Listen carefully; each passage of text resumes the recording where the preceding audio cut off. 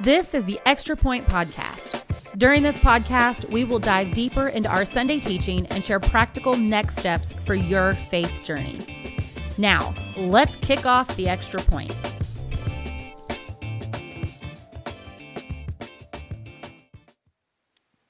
All right, well, welcome to the Extra Point Podcast. I'm Scott Bayo. I'm the lead pastor here at Southridge Church. The Extra Point is where we dive a little bit deeper into our Sunday teaching so that way we can really make sure we understood what everything was about and exactly if there was anything that was missed or anything like that. But today we have Jim Lyon, the General Director of the Church of God, here with us today. He spoke with our church this past Sunday in our Fight Song series, which if you haven't been keeping up with that, the Fight Song series, we've been going through different psalms and kind of seeing how they relate to our lives today, even though they were written so long ago. And so today we're going to be diving back into Psalm 77. But on Sunday, Jim, you started off talking about how there's a psalm for every emotion and every kind of season of life. And I was wondering if you could just kind of share maybe the power of the Psalms in your own personal life and in personal experience. Hey, thanks, Scott. The Psalms are an extraordinary resource for anyone who is seeking to know about God or to walk with God. And they are a collection of hymns, of songs, and they represent this huge swath of human emotion experience. I mean, all of us have ups and downs, don't we? Yeah. So in my own journey, just like everybody else, I have times when I'm on a mountaintop, honestly, this is so amazing. Life is so good. How am I privileged even to be breathing into a minute like this? And when you're in that moment, there is a psalm for you. There's something that can just acknowledge the greatness of God. The heavens declare the glory of God. Think about that. Yeah. That's right out of the Psalms. And when I'm outside, I'm from the Pacific Northwest, I love to go hiking, go to the Olympic National Park.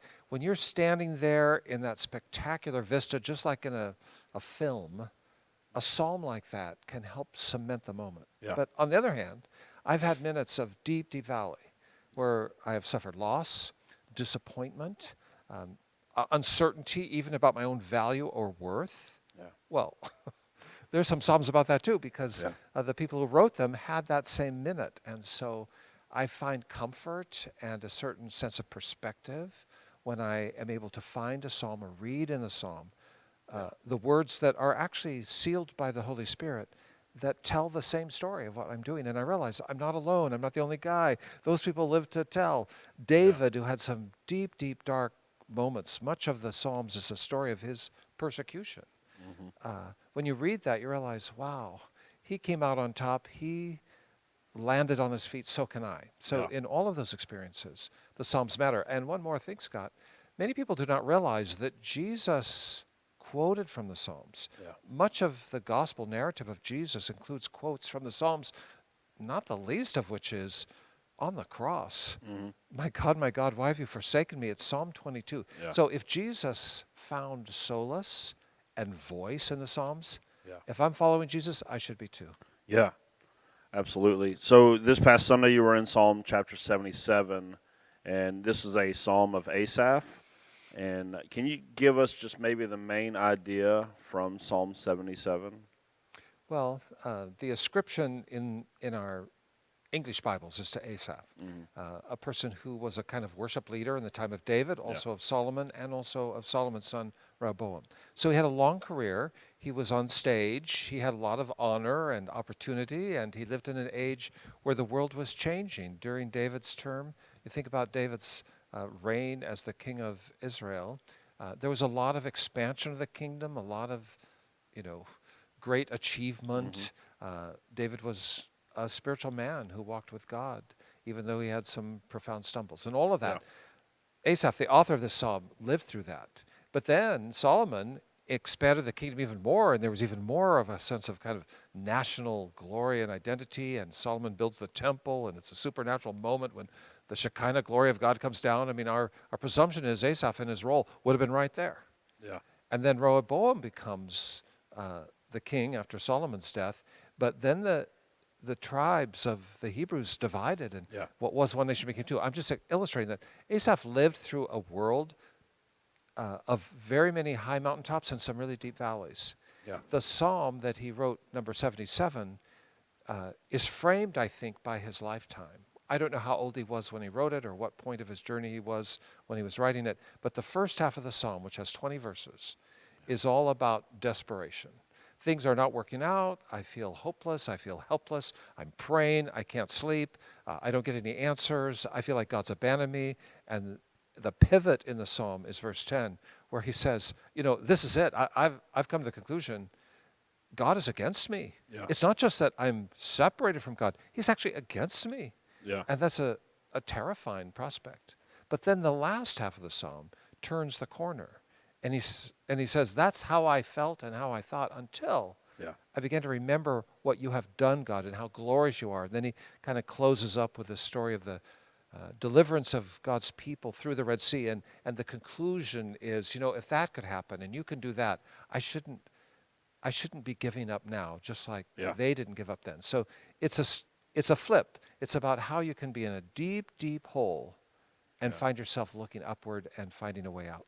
Yeah, so you talked a lot about the role of hope in those times that we have when we're down and out, or it feels like the world's kind of against us. And I think that we live in a world where the term hope kind of like, I don't know that people receive it like maybe we used to back in the church. When we start talking about hope, people start thinking, oh, fantasy, fairy tales. Like, oh, that's all the church has to offer is just this, like, almost blind faith, blind hope. Like, what is the role of hope when we're down and out? And if you're one of those people that are kind of like, I don't know, like, because I asked our congregation this question a couple weeks ago, like, how do you trust your very real problems to an invisible God? And I think that's where a lot of people really struggle, is they go, but I can't see him. But I can see my problem, so I feel like I'm the one that needs to go fix it, right? So how do we cultivate hope from the Christian perspective? Because I know what the world has to offer and say about different things, but from the Christian perspective, how do we cultivate hope? I think every person, no matter what their faith framing might be, has to come ultimately to a decision. And we have to be honest, and we have to stare nakedly at the facts of this world in our life. If you believe that you control the universe and that you can control your life and that no bad thing can happen to you and you got this, this whole conversation is useless because you don't need any hope. You got this. Yep. But I think everyone comes to a moment, if they're honest, where they realize, I don't control the universe. Yeah. Things happen. My kids aren't doing what I told them to do. They're a mess up. My marriage is in trouble. My job is on the line. My country is flying apart, an earthquake, a tornado. I mean, so much stuff. Yeah. When you realize how vulnerable we are, you have to make a decision. I'm either hosed, and there's nothing I can do about it. Yeah. Eat, drink, and be merry, because tomorrow I die. There's nothing. Yeah. Or I decide, wait a minute, there's a larger narrative here that my daily experience, what I face as a challenge today, is just piece of a larger puzzle. That brings you into a world of spiritual reckoning. Mm-hmm. Because if it's not just us, if there's a God, if there's a creator, if there's a spiritual universe, then my material experience is somehow meshed with that. So that brings us to, do I have hope? Do I have something beyond my own capacity to solve problems? Yes. Now, I'm pretty confident about a lot of stuff. I know that I can do some things really well. Yeah. I also acknowledge there are some things I'm complete loser. And again, everyone has to be honest with themselves. Mm-hmm. In those areas that I do well, I have the hope, I believe, that, and my confidence is built up by the reality that my skills, my talents, my contribution is maximized because there is a God. Yeah. And my hope is I'm going to be better than I could be by myself. In fact, there's some things I do well today that I'm convinced I couldn't do it all if I didn't believe God's hand was on it. On the other hand, there are things I know that I'm desperate for. And when that happens, I have to have hope that there's somebody beside me that can help get me through it and actually take me to a better place. So all of that leads to this idea of hope. And in the most elemental terms, think about your life, Scott. What are you hoping for? Now, I've listened to you talk already. You like a baseball or a softball. yeah. I mean, you're coaching your kids, you're in it, you like it. Yeah. You have a hope for a game. Who goes into a game thinking, this I'm going to lose? Yeah. What will happen? You will lose. Oh, yeah. If you don't have hope that you can win. In the same way, in the game of life, I'm going to lose if I don't have hope that Yeah. I can prevail. Now, people can hope on 100 different things. I can hope that my parents will help me. Well, that worked as long as they were alive. Yeah. I can hope that things will work out good and that I'll have good fortune, which is kind of a blind trust in luck. Yeah. But honestly, we all know that doesn't always pan out. But I can hope in a God who is the same yesterday, today, and forever, Yeah. manifested in the person of Jesus. I can hope that that reality Yeah. transcends my feelings and emotions. I'm always looking forward to something. Right now, as I'm talking to you, Yeah. I'm looking forward to some time off. Yeah. You're getting a vacation this week coming up. Yeah. I'm looking for some time off too. And you know what? That gives me oxygen. Yes. I'll get through what I have to do today because I know that's coming.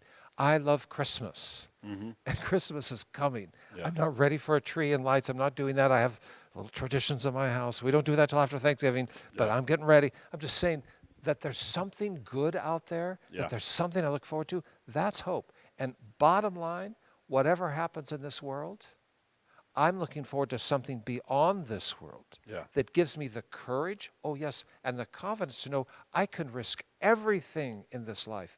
I can take the dare to do a good thing Yeah.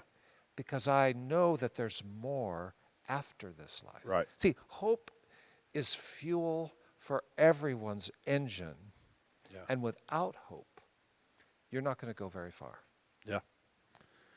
Yeah, so that kind of brings me to the last part of what we saw Asaph do in the psalm is he recites the couple verses about the Exodus and how I love the way that the writer put it, that God reveals a path out that no one else even knew That's right. was there. And so when it comes to cultivating hope, what role does remembering the faithfulness of God have? But also, it talks about in that passage, like not dwelling on the past as well. So what is the difference? If we're trying to cultivate hope Yeah. by remembering the faithfulness of God, how do we make sure that we're also not getting stuck just reminiscing the glory days? Because sometimes that can lead to hopelessness. Whereas if we're, but then he goes and recites the passages about the Exodus as well. So what's the difference between Yes. dwelling on the past and looking at God's faithfulness in the Memory is a key to both angles that Yeah. you've just described. How do we harness our memory to make it an engine of hope? First up, we all need to think about things that are good. Whatsoever things are true and good and faithful. Yeah. Think about those things the scripture tells us. Well, that includes my memory. Yeah. So there's some stuff in my memory that is good. Yeah. And it's true and it's faithful. And I need to think about that and never forget all the good stuff. But don't focus on the bad stuff. Memory can also take you down a rabbit hole because I can get lost in the time that I lost the game and I'll never try. And for me, I took piano for 8 years. Yeah. And I had an experience when I was 16 years old where I was asked to play a piano piece at church, and it was a complete loss. I never played the piano again because all I could remember was the humiliation Yeah. of that. Don't ask me to play. I'm still haunted by it. So memory can be dangerous on that score. But then on the other hand, if I played the piano well and I just got lost and, man, I nailed that, I was so amazing, Yeah. and I just lived in that, I would not ever deliver again. Yeah. Yeah. What the psalmist is doing is he's differentiating. He talks in the first part of his psalm about how he just got lost in the good old days because he had no other hope. See, there was nothing in his mind that gave him a future. So all he could do was go backward. And so any memory that you're focused on, that all it does is cause you to live backwardly, to live in something that's already passed, that's not going to give you life. Yeah. Remember the past so you can grab the future. Yep. All right, now, how do you grab the future? How do you make that hopeful? Well, his key was, I began to dwell on what God has done, how God was the foundation of the good things I need to remember, Yeah. how God has demonstrated before that he will not leave me alone. He saved my people from slavery way back when, he describes in the Red Sea experience. And if that happened, he can do this now. And for us, when we talk about thinking of the greatness of God, for him, before Jesus came, his greatest miracle was the Red Sea, which is no small stuff. But man, for us, Jesus rose from the grave. How many people have I stood by at the graveside and found real power in the hope that there's more? This is not the end. And that focus on the greatness and glory of God, proved true in what he's done already, gives me buzz for what's going to come to be. And again, as I said earlier, we all live in a contest. We are in a contest between heaven and hell. We make decisions about what we're doing. Why should I sacrifice to do the right thing? Why should I deny myself what the rest of the people in this world might enjoy in the moment? Because I have this faith thing. What's that all about? If I don't have hope that God is going to turn everything around and honor me for doing the right thing, I will cave. Sure.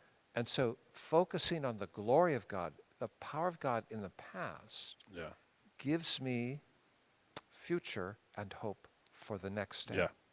So really, when it comes to cultivating hope and the difference between dwelling on the glory days and remembering the faithfulness of God is really about where your focus is at, right? So if your focus, when you're looking back, if your focus is on you, that's probably going to lead to hopelessness, because we come face to face with our own frailty, our own failure. When we look back to the faithfulness of God, we say, oh, well, watch how he brought us through this and brought us through this. Then that will build hope for the future. Have you ever been in a place, and it's a rhetorical question, no answer required, but have you ever been in a place where you just felt like, I can't do this? Because you've suffered a loss or you have some insecurity or whatever it is, but you're just facing something and you just know, I can't do this. The only way out, really, this is my journey, I can speak for myself only. The only way out of that box is for me to remember, oh, but wait a minute. I can't do this. But God was with me the last time I had something like this, and he brought me through it. That's hope. Excellent.